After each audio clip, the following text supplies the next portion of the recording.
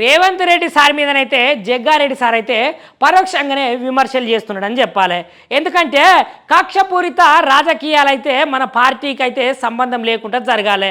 ఎందుకంటే ఒకవేళ కక్ష సాధింపు రాజకీయాలు అయితే చేస్తున్నట్లయితే ఒకవేళ వాళ్ళ పదవి పోతనైతే బాధపడద్దు. ఎందుకంటే మునుపున్న సీఎంలు ఎవరెవరైతే ఉన్నారో వైఎస్ రాజశేఖర రెడ్డి గారే కావచ్చు, రోజయ్య గారే కావచ్చు, నల్లారి కిరణ్ కుమార్ రెడ్డి గారే కావచ్చు, వీళ్ళైతే కక్ష సాధింపు రాజకీయాలు అయితే చేయలే. కానీ ఇప్పుడున్న వాళ్ళు ఎందుకు గంత కక్ష సాధింపు చర్యలకైతే పాల్పడుతున్నారు? గిట్లా పాల్పడొద్దు, గిట్లా పాల్పడితే మీకే మంచిది కాదు అని అయితే సారు పరోక్షంగా సురుకు పెట్టినట్టే మాట్లాడుతున్నాడు. కక్ష సాధింపు రాజకీయాలు చేసుడైతే మంచిది కాదనుకుంటా రేవంత్ రెడ్డి సార్ మీదనైతే జగ్గారెడ్డి సార్ అయితే పరోక్షంగా విమర్శలు చేస్తున్నాడు.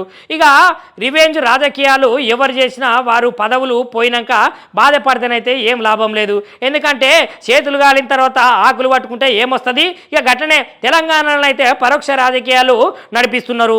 అట్లా అస్సలకే నడిపియొద్దు. ఆ కక్ష రాజకీయాలను అయితే నేను వ్యతిరేకిస్తున్నా.